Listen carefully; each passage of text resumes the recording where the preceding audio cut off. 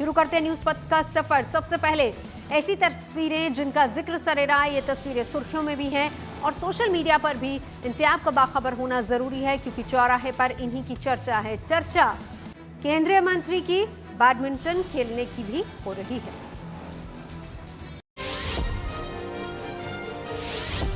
जम्मू कश्मीर के सीएम उमर अब्दुल्ला का ट्रेन में सफर करने का वीडियो चर्चा में आ गया। दरअसल ये वंदे भारत ट्रेन है जो हाल ही में शुरू हुई है। इसी ट्रेन से उमर अब्दुल्ला श्रीनगर से जम्मू पहुंचे, साथ ही बीच सफर में कुछ तस्वीरें भी शेयर की। इन तस्वीरों के जरिए उन्होंने ये भी संदेश देने की कोशिश की कि अब घाटी में विकास की बयार बह रही है। सरकार और बाशिंदों ने मिलकर आतंकवाद को विकास से जवाब दिया है।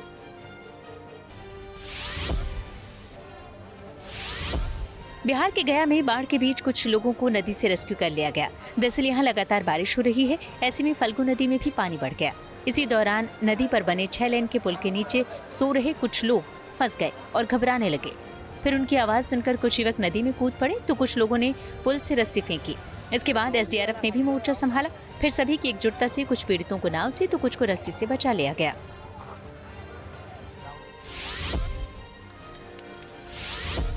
यूपी के बागपत में केंद्रीय मंत्री जयंत चौधरी अलग अंदाज में नजर आए। दरअसल उन्होंने यहाँ बैडमिंटन खेला। खास बात ये रही कि जयंत ने बैडमिंटन कोर्ट पर कुर्ते पायजामे में ही अच्छे शॉट्स लगाए। वहीं आसपास खड़े लोगों ने जयंत जयंत के नारे लगाए। महाराष्ट्र के छत्रपति संभाजीनगर में गहने की दुकान का वीडियो सोशल मीडिया पर वायरल हो गया। इस भावुक वीडियो में 2 बुजुर्ग गहने लेते नजर आए। दरअसल ये दोनों यहाँ शहर में मंदिर के सामने भीख मांगकर अपना गुजारा करते हैं, लेकिन बुजुर्ग ने अपनी पत्नी को 15-20 साल में कई बार ये वादा किया कि वो कभी उन्हें गहने दिलाएंगे, लेकिन कभी गाँव में कर्ज रहा तो कभी कोई और मुश्किल। अब हाल में उन्होंने 1 महीने में 1100 रुपए जमा किए और इसी पैसों से वो सोने के गहने खरीदने के लिए एक दुकान पर पहुंच गए। लेकिन कुछ दुकानदारों को लगा कि ये भीख मांगने आए हैं तो उन्हें कुछ पैसे देकर अपनी दुकान से भेज दिया। इसके बाद ये बुजुर्ग एक और गहने की दुकान में पहुंचे, जहां इनकी कहानी सुनकर दुकानदार भावुक हो गया और 1 ग्राम सोने से बनी ज्वेलरी बुजुर्ग दंपत्ति को मुफ्त में दे दी।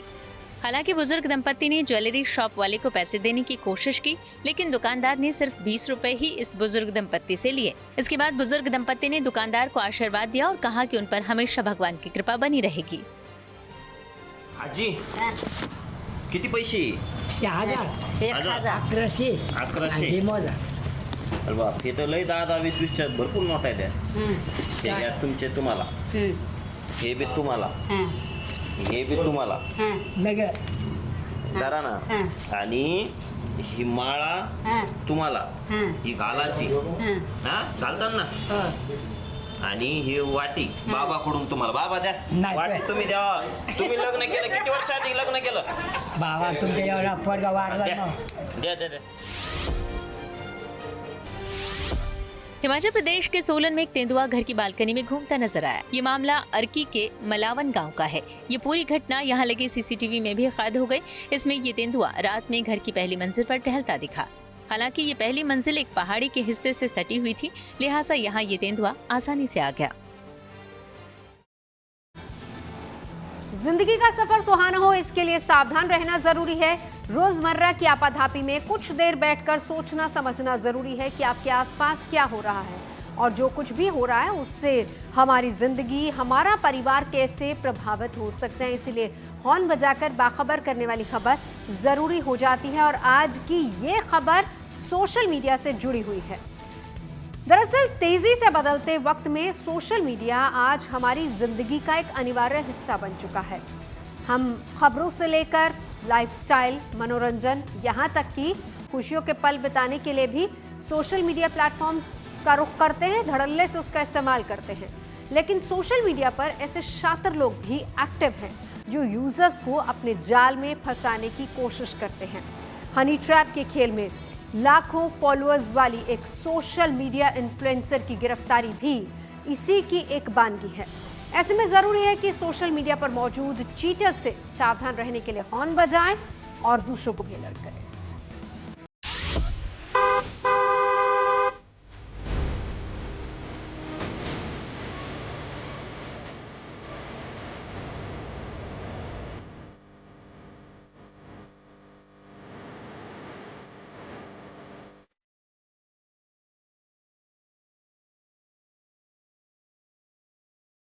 अगर आप भी सोशल मीडिया पर हुस्न की नज़ाकत से जुड़े रील्स देखने के आदी हैं तो थोड़ा सावधान हो जाइए, क्योंकि हसीनाओं की इन रील्स के जरिए आपको सिर्फ मनोरंजन ही नहीं परोसा जा रहा, बल्कि हनी ट्रैप में फंसाने का जाल भी फेंका जा रहा है।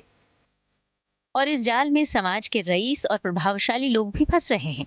ऐसे में social media honey trap gang के खिलाफ हॉर्न बजाना जरूरी है।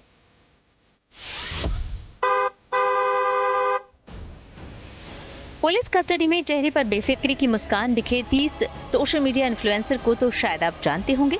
अगर नहीं जानते तो चलिए हम बता देते हैं। ये है गुजरात के मशहूर इन्फ्लुएंसर कीर्ति पटेल। इंस्टाग्राम पर जिसके 13 लाख से ज्यादा फॉलोअर्स हैं। अब हमारे और आपके जैसे सामान्य लोग तो फॉलोअर्स की भारी संख्या देखकर ही ये मान लेते हैं कि ये सोशल मीडिया अकाउंट जेन्युइन या जायज है। पर नहीं साहब, फॉलोअर्स की भारी तादाद का ये कतई मतलब नहीं है कि अकाउंट चलाने वाला या वाली जायज ही है। पुलिस कस्टडी में हाथ जोड़कर लोगों का अभिवादन करने वाली कीर्ति पटेल के कारनामे आपकी आंखें खोल सकती है। सूरत के बिल्डर को बदनाम करने की धमकी देकर उससे 2 करोड़ की फिरौती मांगने वाली सोशल मीडिया स्टार कीर्ति पटेल को सूरत पुलिस ने गिरफ्तार किया है। कीर्ति पटेल के खिलाफ 1 साल पहले सूरत के बिल्डर ने सूरत में FIR दर्ज करवाई थी, जिसके मुताबिक कीर्ति पटेल ने उसे बदनाम करने की धमकी दी थी, साथ ही में 2 करोड़ रुपए की फिरौती मांगी थी। इस मामले में पिछले 1 साल से कीर्ति पटेल की गिरफ्तारी नहीं हो पाई थी और पुलिस के रिकॉर्ड के मुताबिक कीर्ति पटेल फरार थी। कीर्ति पटेल ने अपने सोशल मीडिया क्रेज का इस्तेमाल कर सूरत के एक बड़े बिल्डर पर जाल फेंका। चूंकि कीर्ति पटेल सोशल मीडिया के जरिए बड़ा नाम बन चुकी थी, इसलिए बिल्डर को शुरू में जरा भी संदेह नहीं हुआ। सोशल मीडिया पर हुई दोस्ती परवान चढ़ी और कीर्ति ने बिल्डर को सूरत के कुसमाड़ी पाटिया इलाके के एक फार्म हाउस में बुला लिया, जहां कोल्ड ड्रिंक में नशीला पदार्थ मिलाकर उन्हें पिला दिया। जब उन्हें होश आया तो पता चला कि उनका आपत्तिजनक वीडियो बन चुका है। उसके बाद कीर्ति पटेल ने अपने 5 अन्य साथियों के साथ मिलकर शुरू किया ब्लैकमेलिंग का खेल। कीर्ति ने बिल्डर से 2 करोड़ रुपए की एक्सटॉर्शन मनी की डिमांड की, जिसके नहीं देने की सूरत में आपत्तिजनक तस्वीरें सोशल मीडिया पर वायरल करने की धमकी दी। कीर्ति पटेल की लगातार धमकियों से तंग आकर बिल्डर ने सूरत के कापोदरा पुलिस थाने में लिखित शिकायत दर्ज करा दी। तारीख 2/6/2024 को कापोदरा पुलिस स्टेशन के विस्तार में एक FIR दर्ज हुआ, जिसका under section 386, 389, 504, 5062, 328, 507, 120B of IPC, 66E and 67 of IT act के तहत एक FIR दर्ज हुआ। इसमें टोटल 5 से ज़्यादा आरोपी थे। इसमें एक आरोपी कीर्तिबेन डॉटर ऑफ रणछोड़ भाई अडालजा, रेसिडेंट इनका पर्वत पाटिया सूरत है। ये एब्सकॉन्डर थी पिछले 10 महीने से और सेक्शन 70 ऑफ CRPC के तहत एक वारंट ऑफ अरेस्ट इशू किया गया था ऑनरेबल कोर्ट के द्वारा। ऑनरेबल कोर्ट के डिसीजन को ध्यान में रखते हुए हमने यहाँ पे एक टीम बनाई, जिसमें LCB की टीम, कापोदरा पुलिस स्टेशन की टीम, साथ ही साथ हमें ये टेक्निकल और ह्यूमन इंटेलिजेंस से पता चला कि ये इनका लोकेशन जो है ये प्रेजेंटली अहमदाबाद के सरखेज विस्तार में आ रहा है। तो सरखेज पुलिस स्टेशन के जो लोकल स्टाफ है और जोन 7 अहमदाबाद शिवम वर्मा, उनका सपोर्ट लेके हमने काफ़ी वर्कआउट करने के बाद इनको सरखेज पुलिस स्टेशन के विस्तार से अहमदाबाद से इनको पकड़ा है। दरअसल FIR दर्ज होने के बाद कीर्ति पटेल को इल्हाम हो गया कि ब्लैकमेलिंग का ये दांव इस बार उल्टा पड़ गया है। इसलिए कोर्ट से वारंट जारी होने के बाद भी उसने सरेंडर करने की बजाय लुका छिपी का खेल शुरू कर दिया।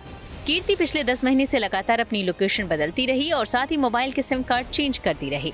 पुलिस भी लगातार कीर्ति को ट्रैक करती रही और आखिरकार अहमदाबाद से उसे गिरफ्तार कर ही लिया। 10 महीने के दौरान में इनका मोबाइल जो है वो कॉन्स्टेंटली अलग अलग लोकेशन पे आ रहा था, गुजरात के अलग अलग लोकेशंस पे, लेकिन कोई भी परफेक्ट लोकेशन नहीं आने की वजह से इनको हम अरेस्ट नहीं कर पा रहे थे। साथ ही साथ जो IP एड्रेस है ये बार बार चेंज हो रहा था और इनका जो फ़ोन है वो भी बार बार स्विच ऑफ होकर अलग अलग मोबाइल नंबर और अलग अलग सिम कार्ड से यूज़ हो रहा था।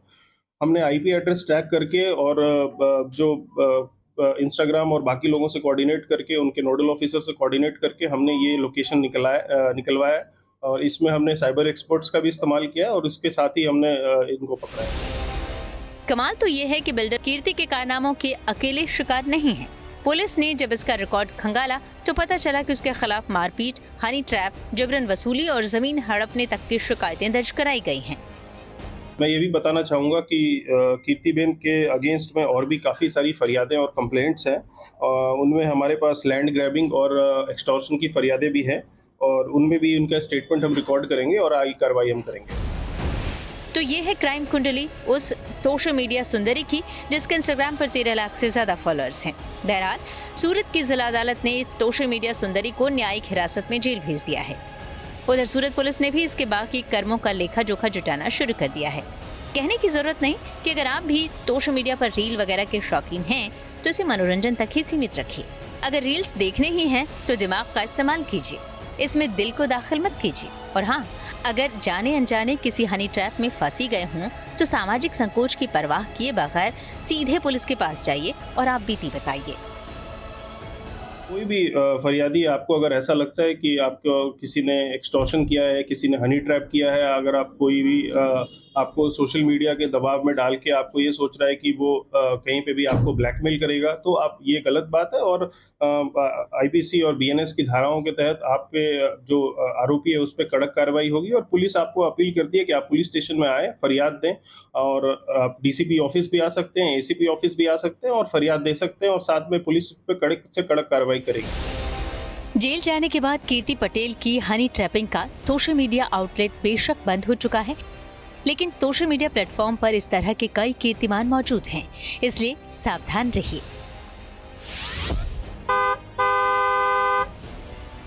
सूरत से संजय सिंह राठौर और अहमदाबाद से तुल तिवारी के साथ bureau report, good news today. Rahul Gandhi नए सरकारी आवास में हुए शिफ्ट, चलते न्यूज एक्सप्रेसवे पर, जहां देश भर की ऐसी और जरूरी खबरें मौजूद हैं।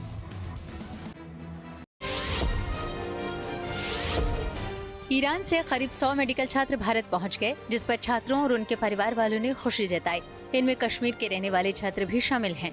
ईरान इजराइल जंग में फंसे छात्रों समेत भारतीय नागरिकों को वापस लाने के लिए सरकार ऑपरेशन सिंधु चला रही है।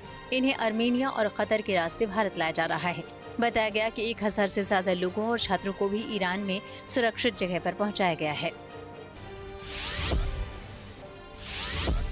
कांग्रेस नेता राहुल गांधी को उनके जन्मदिन के मौके पर प्रधानमंत्री मोदी और शरद पवार समेत कई नेताओं ने बधाई दी, जिस पर राहुल ने सभी का शुक्रिया अदा किया। वैसे आज ही राहुल दिल्ली में अपने नए सरकारी आवास पर भी शिफ्ट हुए। ये आवास सुनहरी बाग रोड में बना टाइप 8 बंगला है। ये बंगला उन्हें लोकसभा में नेता प्रतिपक्ष होने के नाते आवंटित किया गया है। इस खास दिन पर राहुल गांधी पार्टी दफ्तर में पार्टी नेताओं और कार्यकर्ताओं से भी मिले। साथ ही उनके जन्मदिन पर तालकटोरा स्टेडियम में इंडियन यूथ कांग्रेस ने एक जॉब फेयर लगाया, जिसमें सैकड़ों की संख्या में युवाओं ने हिस्सा लिया। बिहार के पूर्व मंत्री और लालू प्रसाद यादव की बेटी तेज प्रताप यादव ने सोशल मीडिया पर फिर एक पोस्ट लिखी, जो राजनीतिक गलियारों में चर्चा का विषय बन गई। दरअसल तेज प्रताप यादव ने अपनी पोस्ट में लिखा कि उनकी खामोशी को कमजोरी समझने की भूल न की जाए। साथ ही तेज प्रताप ने लिखा कि उनकी भूमिका जनता और अदालत तय करेगी, न कि कोई दल या परिवार। ब्रिटेन के पूर्व प्रधानमंत्री भारत दौरे पर हैं। उन्होंने दिल्ली में सीएम रेखा गुप्ता और दूसरे मंत्रियों से मुलाकात की। इस मौके पर पर्यावरण से जुड़े मुद्दों पर भी चर्चा हुई। टोनी ब्लेयर इसी पहल के तहत TBI यानी Tony Blair institute for global change नाम की संस्था भी चलाते हैं। अपने इसी दौरे में टोनी ब्लेयर ने आंध्र प्रदेश के शिक्षा, IT और इलेक्ट्रॉनिक्स मंत्री नारा लोकेश से भी दिल्ली में मुलाकात की। इस दौरान आंध्र प्रदेश में शिक्षा और दूसरे क्षेत्रों में AI की भूमिका पर जोर दिया गया। यूपी के सहारनपुर में एक बंदर सुर्खियों में आ गया। दरअसल ये बंदर क्लिनिक में डॉक्टर के केबिन में पहुंचकर उनकी कुर्सी पर बैठा नजर आया। इस दौरान बंदर ने टेबल पर बैठकर वहां रखी सभी चीजों को बारी बारी से खंगाला। हालांकि अच्छी बात ये भी रही कि बंदर ने वहां किसी को कोई नुकसान नहीं पहुंचाया। ये वीडियो यहाँ काफी चर्चा बटोर रहा है। खबरों के एक्सप्रेसवे से आगे रुख करते हैं सियासी ढाबा का, जहां आज की सबसे दिलचस्प खबर मौजूद है। कल प्रधानमंत्री मोदी बिहार दौरे पर जाएंगे। सिवान में उनकी बड़ी रैली है। प्रधानमंत्री के दौरे से पहले आज दिन भर पटना में सियासी सरगर्मी रही। तेजस्वी यादव और प्रशांत किशोर ने प्रधानमंत्री पर प्रहार करते हुए तीखे सवाल पूछे। वहीं पटना के VVIP जोन में अपराधियों की फायरिंग से हड़कंप मच गया। इस वारदात को लेकर सत्ता पक्ष और विपक्ष दोनों आमने सामने आ गए हैं।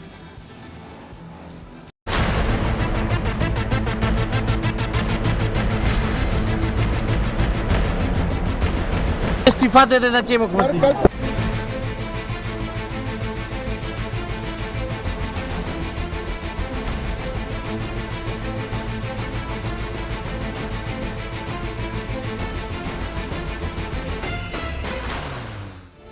बिहार में मानसून की एंट्री से जहां तापमान नीचे गिरा, वहीं पीएम मोदी के दौरे से पहले सियासी पारा ऊपर चढ़ गया। लालू यादव की पार्टी और परिवार ने जहां पीएम पर तीखे वार किए, वहीं पटना के वीवीआईपी इलाके में हुई फायरिंग को लेकर विरोधी नेता नीतीश सरकार पर बरस उठे। तेजस्वी यादव ने तो सीएम नीतीश के इस्तीफे की भी मांग कर दी। ये तो बहुत गंभीर मामला है। अगर पूरे राज्य का सबसे सुरक्षित जगह अगर सुरक्षित नहीं है, अगर वहाँ भी गोलियां चल रही है, पूरे राज्य का सबसे सुरक्षित इलाका है, तो सबसे सुरक्षित इलाके में भी गोलियां अगर चल रही है और अपराधी नहीं पकड़े जा रहे, तो नीतीश कुमार जी को अब इस्तीफा दे देना। दरअसल आज पटना के पौष इलाके पोलो रोड में फायरिंग की घटना हुई। ये वो इलाका है जहां विपक्ष के नेता तेजस्वी यादव सहित कई मंत्रियों के घर हैं। बिहार में अपराधी लगातार कानून व्यवस्था को चुनौती दे रहे हैं और इस वक्त हम पोलो रोड पे मौजूद हैं। वो पोलो रोड जो मोस्ट वीवीआईपी जोन माना जाता है और यहीं पर सुबह सवेरे जो अपराधी हैं उन्होंने निशाना बनाया एक युवक को, हालांकि उसकी जान बच गई। ये एक पोलो रोड आवास जो है वो नेता प्रतिपक्ष तेजस्वी यादव का है। दूसरी तरफ जो ये आवास है ये एक जज का आवास है, जो माननीय न्यायाधीश हैं उनका आवास है। और इसी सड़क पे 10 कदम आगे अगर आप जाते हैं तो मंत्री अशोक चौधरी का आवास है। ठीक दूसरी तरफ मंत्री मदन सहनी का आवास है, जो दूसरे मंत्री हैं, अधिकारी हैं राज्य सरकार के बड़े, उनका आवास है। और यहाँ पर अपराधियों ने दुस्साहस का परिचय देते हुए जो ताबड़तोड़ फायरिंग है वो एक युवक पे की। इस वारदात को लेकर आग बबूला हुए तेजस्वी ने कहा कि आज मेरे आवास के बाहर गोली चलवाई गई है। एनडीए राज में सत्ता संरक्षित अपराधियों का मनोबल इतना बढ़ गया है कि हाई सिक्योरिटी जोन में खूंखार अपराधी खुलेआम फायरिंग करते घूम रहे हैं। तेजस्वी के ताबड़तोड़ हमलों का बीजेपी ने भी करारा जवाब दिया। अपनी ही आग लगाई हुई आग से गर्मी का एहसास हो रहा है। जब आपके घर में अपराधी आते थे हथियार ले लेके, अपनी गाड़ी में हथियार भर के, वो दिन भी बिहार ने देखा है। और आप भी अभी सुधरे नहीं। आपके घर के बाहर कौन फायरिंग करवाएगा भाई? हाई सिक्योरिटी जोन में फायरिंग में पुलिस अपना काम कर रही है, वो पकड़े भी जाएंगे तो शुक्र मनाओ कि शासन अच्छा है। नहीं तो जो राज आप देख के गए थे, जिस राज को अपनाना चाहते हैं, जिस राज में आप रहते हैं, वहाँ तो रोज दिन आपके घर के बाहर के घर के अंदर ही शुरू हो जाएगा। पटना गोलीकांड पर दिन भर सियासत होती रही। इस बीच आरजेडी चुनावी तैयारियों में भी जुटी रही। पटना में आरजेडी की राज्य परिषद की बैठक हुई। इसमें लालू यादव सहित पार्टी के सभी दिग्गज शामिल हुए। बैठक में लालू यादव ने तेजस्वी को हर हाल में सीएम बनाने का ऐलान किया। लालू ने कहा कि चाहे जितनी आलोचना हो, मुख्यमंत्री के उम्मीदवार तेजस्वी यादव ही रहेंगे। बैठक में तेजस्वी ने प्रधानमंत्री के बिहार दौरे का जिक्र करते हुए उन पर जमकर निशाना साधा। कल प्रधानमंत्री जी आ रहे हैं। प्रधानमंत्री जी अब तक जो है 5 चुनाव में आ चुके हैं। 5 चुनाव में 200 से ज्यादा रैलियां बिहार में की हैं। अगर प्रधानमंत्री जी अपने रैलियों का भाषण अगर सुन ले खुद का, तो उनको बिहार आने में शर्म लगेगा। इतना झूठ बोले हैं प्रधानमंत्री जी। बिहार में अपनी सियासी जमीन तैयार कर रहे जनसुराज पार्टी के संस्थापक प्रशांत किशोर ने भी पीएम मोदी के बिहार दौरे पर सवाल उठाए। पीएम मोदी कल सीवान में रैली को संबोधित करेंगे। प्रशांत किशोर ने बड़ा हमला करते हुए कहा कि प्रधानमंत्री को बताना चाहिए कि बिहार में फैक्ट्री क्यों नहीं लगती। बिहार से पलायन कब रुकेगा? प्रधानमंत्री यहाँ आ रहे हैं और ये जो खर्च हो रहा है, ये खर्च किसका हो रहा है? ये बिहार सरकार का हो रहा है, बिहार की जनता का हो रहा है। तो आप कुछ दीजिए या न दीजिए बिहार को, कम से कम बिहार के लोगों के पैसे से अपना पॉलिटिकल रैली क्यों कर रहे हैं? रह गई बात कि प्रधानमंत्री इन रैलियों में आकर क्या कह रहे हैं। प्रधानमंत्री आकर तो वही बात कह रहे हैं कि हमने बिहार के लोगों के लिए अनाज की व्यवस्था कर दी, बिहार के श्रमिकों को गुजरात जाने के लिए ट्रेन की व्यवस्था कर दी। तो ये बातें तो लोग 10-15 साल से सुनकर पक गए हैं। लोग तो ये जानना चाहते हैं कि प्रधानमंत्री बोलें कि बिहार में पलायन कब रुकेगा। पीएम मोदी के दौरे पर विरोधियों के प्रहार का एनडीए ने जवाब दिया। चिराग पासवान की पार्टी के सांसद अरुण भारती ने कहा कि प्रधानमंत्री के दौरे से बिहार में विकास की रफ्तार को और धार मिलेगी। प्रधानमंत्री नरेंद्र मोदी जी आ रहे हैं कल और बिहार को वो कुछ अच्छे योजनाएं सौगात देंगे। देखिए होता क्या है कि विकसित भारत का जो लक्ष्य है उसमें बिहार का भी अपना योगदान हो, और जिस तरह से बिहार पिछड़ा रहा है उसको आगे बढ़ाने के लिए एनडीए सरकार हर संभव प्रयास करती रही है और इन्हीं प्रयासों को बल देने के लिए इसको आगे ले जाने के लिए प्रधानमंत्री जी आ रहे हैं, जिनका बहुत स्वागत है और उनका बहुत धन्यवाद है। कल सीवान में प्रधानमंत्री मोदी और सीएम नीतीश कुमार एक मंच पर होंगे। उम्मीद की जा रही है कि कार्यक्रम में प्रधानमंत्री बिहार को कई बड़ी परियोजनाओं की सौगात दे सकते हैं, साथ ही विरोधियों के हमलों का चुन चुन कर जवाब भी दें। पटना से शशि भूषण के साथ bureau report, good news today. पद पर आगे धन बाजार, जहां शेयर बाजार से लेकर कारोबार तक की सभी अहम खबरें मौजूद है और इसका सीधा रिश्ता आपकी आमदनी और जेब से है। तेज रफ्तार खबरों के बीच ये जरूरी खबरें छूट न जाए, इसलिए चलिए धन बाजार की खबर ले आए। गुरुवार को शेयर बाजार में काफी उतार चढ़ाव देखने को मिला। आखिर में बाजार गिरावट के साथ बंद हुआ। सेंसेक्स 83 अंक गिरकर 81,362 पर आ गया। वहीं निफ्टी भी 19 अंक फिसला, ये 24,793 पर आ गया। गुरुवार को सोने चांदी की कीमतों में गिरावट देखने को मिली। दिल्ली सर्राफा बाजार में सोना 150 रुपए सस्ता हुआ। इसके साथ ही अब दिल्ली में 10 ग्राम सोने की कीमत गिरकर 1,560 रुपए पर आ गई। वहीं चांदी भी 1,000 रुपए फिसली। अब 1 किलो चांदी की कीमत 1,07,200 रुपए हो गई। गुरुवार को डॉलर के मुकाबले रुपया फिसल गया। इसमें 30 पैसे की गिरावट आई। इस तरह $1 के मुकाबले रुपए की कीमत 86 रुपए 73 पैसे हो गई। न्यूज पद के सफर में आगे सोशल अड्डा का रुख करेंगे, जहां आज बात होगी शिक्षा के क्षेत्र में भारत की बड़ी छलांग की। प्रधानमंत्री मोदी ने इस साल की QS वर्ल्ड यूनिवर्सिटी रैंकिंग को लेकर कहा है कि ये भारत के एजुकेशन सेक्टर के लिए एक बहुत बड़ी खबर है। साल 2026 की QS वर्ल्ड यूनिवर्सिटी रैंकिंग में भारत के 54 उच्च शिक्षण संस्थानों ने जगह बनाई है। शिक्षा मंत्री धर्मेंद्र प्रधान ने एक्स पर पोस्ट के जरिए इसकी जानकारी दी और इसे देश की अब तक की सबसे बड़ी उपलब्धि बताया। धर्मेंद्र प्रधान ने कहा कि 2014 में जहां केवल 11 भारतीय विश्वविद्यालय इस वर्ल्ड रैंकिंग में शामिल थे, वहीं आज इनकी संख्या 5 गुना बढ़कर 54 हो गई है। शिक्षा मंत्री ने इसे प्रधानमंत्री नरेंद्र मोदी के नेतृत्व में पिछले एक दशक में लागू की गई शिक्षा सुधार नीतियों और 2020 की नई शिक्षा नीति का नतीजा बताया है। धर्मेंद्र प्रधान ने एक्स पर पोस्ट करते हुए लिखा, QS वर्ल्ड यूनिवर्सिटी रैंकिंग 2026 में रिकॉर्ड 54 संस्थानों की भागीदारी भारत की शिक्षा प्रणाली में आए परिवर्तन और प्रगति का प्रमाण है। ये सिर्फ बदलाव नहीं बल्कि एक शैक्षिक क्रांति है।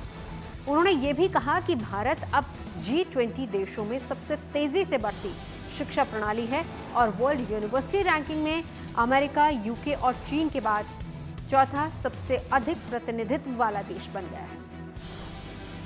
इस साल की रैंकिंग में IIT दिल्ली को 123वां स्थान हासिल हुआ है, जो भारत का सर्वोच्च संस्थान है, जबकि पिछले साल IIT दिल्ली की 150वीं रैंकिंग थी।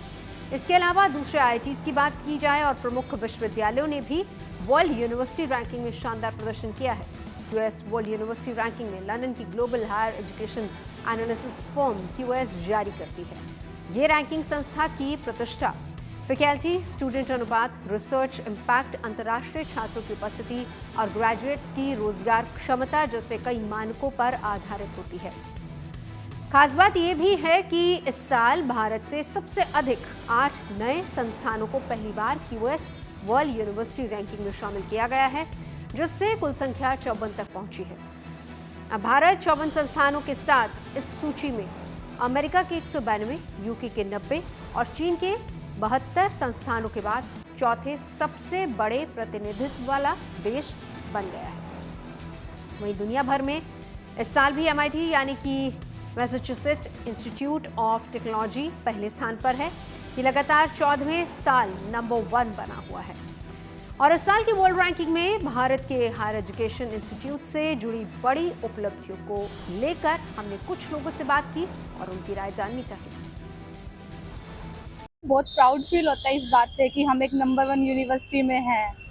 और हाँ, मतलब सबको एक ट्राई करना चाहिए एक बार कि वो IIT जैसे प्लेटफॉर्म में आए, यहाँ पे पढ़े, एक्सप्लोर करें। फैकल्टी है वो बहुत सपोर्टिव है, हेल्पिंग है। बहुत प्राउड फील होता है कि काफ़ी ज़्यादा पहले IIT बॉम्बे थी, लेकिन आज ये बन गई, तो हमने प्रेफरेंस IIT बॉम्बे करी, लेकिन ये काफ़ी अच्छी बात है। बहुत अच्छा लगा। बेसिकली जो IIT दिल्ली है, ठीक है, वो एक फ्रेगमेंटेड स्टाफ्स लाते हैं।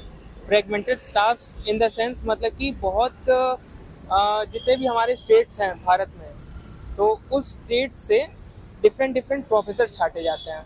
और जिस हिसाब से इनका एजुकेशन सिस्टम की मैं बात करूं तो मेन क्रेडिट उन लोग को जाता है जो प्रोफेसर्स हैं यहाँ के, और वो प्रोफेसर जो हैं एज अ देखिए टीचर और एज अ स्टूडेंट बहुत महत्व रखता है।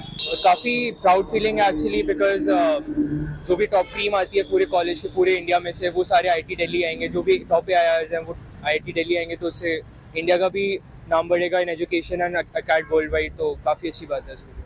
एंड बहुत सारी अपॉर्चुनिटीज़ IIT दिल्ली प्रोवाइड करता है जिससे कि स्टूडेंट्स आगे जा सकते हैं। IIT का प्रथम स्थान आना ना केवल एक सम्मान की बात है, प्लस गर्व की बात हमारे लिए भी कि जिस तरह की अंदर में रिसर्च वर्क चलती है और जिस तरह की यहाँ पे कोहेसिव एनवायरनमेंट है, उसका एक रीज़न तो है ही कि IIT इतना ऊपर है। और मैं मानता हूँ कि IIT दिल्ली जिस तरह परफॉर्म करता है in terms of academic research, जितना रिगर है यहाँ के अकेडमी में, वो एक बहुत अच्छा कारण है IIT के नंबर 1 आने में। और यहाँ पे जो लोग हैं, जिस कैलिबर के लोग हैं, वो एक बहुत इम्पॉर्टेंट एस्पेक्ट रखते हैं कि किस तरह IIT परफॉर्म कर रहा है ओवरऑल वर्ल्ड में। आप इंजीनियरिंग में ही नहीं देख लो, आप ह्यूमैनिटीज़ में भी देख लो, आप अदर सेक्टर्स ऑफ इकोनॉमिक्स में भी देख लो, सब जगह IIT अच्छा परफॉर्म करता है। यहाँ पे जो लोग हैं वो हर क्षेत्र में अच्छा कर रहे हैं। वोडाफोन आइडिया के ग्राहकों के लिए अच्छी खबर। टेक्नोलॉजी से जुड़ी ऐसी हर एक जरूरी खबर को जानने और समझने के लिए हम आपको लिए चलते हैं डिजिटल में। सैमसंग अपने यूजर्स को जल्द एक और तोहफा देगी। दरअसल कंपनी ने सैमसंग गैलेक्सी M36 5G की लॉन्चिंग तारीख का ऐलान कर दिया। सैमसंग का ये सस्ता 5G स्मार्टफोन भारत में 27 जून को लॉन्च होगा। इसे आप ई-कॉमर्स वेबसाइट Amazon पर खरीद सकते हैं। संभावना है कि इसकी कीमत 20,000 रुपए के आसपास हो सकती है। वोडाफोन आइडिया के ग्राहकों के लिए अच्छी खबर आई। दरअसल जल्द कंपनी के यूजर्स भी सैटेलाइट इंटरनेट का इस्तेमाल कर पाएंगे। कंपनी ने अमेरिका की AST स्पेस मोबाइल के साथ करार किया है। ये अमेरिकी कंपनी सैटेलाइट के जरिए डायरेक्ट टू मोबाइल सर्विस की सुविधा मुहैया करवाती है। अब रुक करते हैं प्रगति मार्ग, जहां ऐसी खबरें हैं जो देश की तरक्की, प्रगति और लोगों की काबिलियत दिखाती हैं। यहां आज हम आपको लिए चलेंगे दिल्ली के भारत मंडपम, जहां प्लास्टिक बैन मुहिम को सफल बनाने के लिए एक ग्लोबल कॉन्फ्रेंस आयोजित की गई है। इसमें देश विदेश की 175 से अधिक कंपनियां और संगठन हिस्सा ले रहे हैं। 17 तारीख से शुरू हुई ये कॉन्फ्रेंस शुक्रवार तक चलेगी।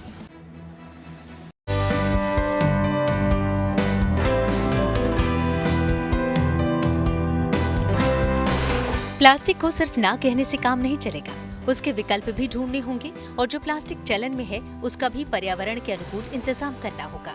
इसी मकसद को ध्यान में रखते हुए दिल्ली के भारत मंडपम में एक ग्लोबल कॉन्फ्रेंस का आयोजन किया गया है, जिसमें प्लास्टिक के बायोडिग्रेडेबल विकल्पों पर विचार के साथ साथ नई तकनीकों की प्रदर्शनी भी लगी है। इसे नाम दिया गया है global conference on plastic recycling and sustainability 2025। इस वैश्विक सम्मेलन में देश विदेश की 175 से ज्यादा कंपनियां हिस्सा ले रही हैं। दिल्ली के प्रगति मैदान में भारत मंडपम में लगा है रिसाइकलिंग एंड सस्टेनेबिलिटी एग्जीबिशन, जहां पर आपको 18 अलग अलग देशों से करीब 250 से ज़्यादा जो है यहाँ पर एग्जिबिटर्स शामिल हुए हैं, जो कि किस तरीके से प्लास्टिक को रिसाइकल और रीयूज़ किया जा सके वो आपको यहाँ पे चीज़ें जो है वो देखने को मिलेगी। कैसे एक प्लास्टिक से तेल बना जा सकता है और गन्ने के जो वेस्ट होता है उससे तमाम चीज़ें बनी जा सकती है, ताकि प्लास्टिक का इस्तेमाल जो है वो कम से कम किया जाए। बायोडिग्रेडेबल प्लास्टिक के यहाँ पे आपको खूब सी चीज़ें मिलेगी। यहाँ कई ऐसी कंपनियां हैं जो प्लास्टिक का विकल्प ढूंढने के साथ साथ बायोडिग्रेडेबल चीजें भी बना रही हैं, खासकर प्लास्टिक की वो चीजें जो बैन हैं। ऐसी ही कोशिश की है बायो युग ने, जहाँ हर चीज PLA यानी पॉलीलैक्टिक एसिड से बनी है, जो बनता है सुगरकेन से यानी गन्ने से। PLA शुगर केन से बनता है, गन्ने के रस से बनता है। पहले जैसे चीनी बनती है, चीनी को जब हम लोग फर्मेंट करते हैं वहाँ से लैक्टिक एसिड बनता है। लैक्टिक एसिड को पॉलीमराइजेशन करने के बाद PLA बनता है, पॉलीलैक्टिक एसिड। पॉलीलैक्टिक एसिड एक सब्स्टिट्यूट ऑफ प्लास्टिक है, of course it's biodegradable, compostable, और वो प्रकृति में मिल जाएगा। प्रकृति से आया है और प्रकृति से में ही मिल जाएगा। हम शुरुआत उन्हीं चीज़ों से कर रहे हैं जो 19 SUP बैंड हैं इंडिया में, भारत में प्लास्टिक के कैरी बैग्स हैं जो नीचे हमारे शेल्फ्स में यहाँ पे हमने डिस्प्ले किया है, ईयरबड्स है, प्लास्टिक स्टिक्स है बलून्स के लिए, candy sticks, ice cream sticks, disposable crockery, cutlery, plates, cups, glasses. सिर्फ क्रॉकरी, कटलरी, बॉटल्स या कप में ही सीमित नहीं है PLA, उसमें से हम बहुत सारे और भी आइटम्स बना सकते हैं। कपड़ों के आइटम्स जैसे हैं, हमने कॉटन के साथ ब्लेंड किया हुआ है PLA को, आप देख सकते हैं। हमने एक बैग भी बनाया हुआ है जो राफिया बैग है, PLA से बना हुआ है। प्लास्टिक के कचरे से तेल भी बन सकता है, इसकी शायद आपने कल्पना ना की हो, पर ये संभव है। ये जो प्लास्टिक है ये तेल से ही बना है, क्रूड ऑयल से ही हम लोग प्लास्टिक बनाते हैं। तो हम यही प्लास्टिक को, जो प्लास्टिक जो एक बड़ी चेन है, उसको हम तोड़ देते हैं और उसको वापस क्रूड ऑयल में कन्वर्ट करके, इसको हम लोग, एक प्रोसेस होता है डिस्टिलेशन, उसको डिस्टिल करके हम लोग वापस उसको पेट्रोल यानी कि जो नेफ्था और डीजल के हमले रूप में उसको बना देते हैं। तो ये सारा जो प्लास्टिक है, जिसमें से ये सारे जो प्लास्टिक है, ये डंप यार्ड के प्लास्टिक है, डंप यार्ड से कलेक्ट किए हुए। तो अगर आप भी प्लास्टिक को पूरी तरह से ना कहना चाहते हैं तो एक बार यहाँ आ सकते हैं और 20 जून तक चलने वाले इस वैश्विक सम्मेलन में नई जानकारियों का लाभ उठा सकते हैं। एक सॉल्यूशन ढूंढा जा रहा है इन एग्जीबिशन के थ्रू कि कैसे प्लास्टिक को रिसाइकल, रीयूज करके जो है उसको काम में, उपयोग में लाया जा सकता है और बायोडिग्रेडेबल प्लास्टिक जो है उसका इस्तेमाल किया जा सकता है। तो तमाम आपको यहाँ पे स्टॉल्स दिख जाएंगे जहाँ पे अलग अलग तरीके से प्लास्टिक को रिसाइकल करके कहीं तेल बनाया जा रहा है, कहीं ग्रैनुअल्स बनाए जा रहे हैं, अलग अलग चीज़ें जो है वो बनाई जा रही है और कैसे रिसाइकल, पूरा जो प्रोसेस होता है रिसाइकलिंग का, वो आपको यहाँ दिखने वाला है। कैमरामैन कृपाल सिंह के साथ मनीषा लड्डा, दिल्ली। न्यूज पथ में मेरे अली नवजोत रंधावा के साथ अभी के लिए बस इतना ही। देश और दुनिया की तमाम अच्छी खबरों के लिए आप देखते रहिए गुड न्यूज टुडे।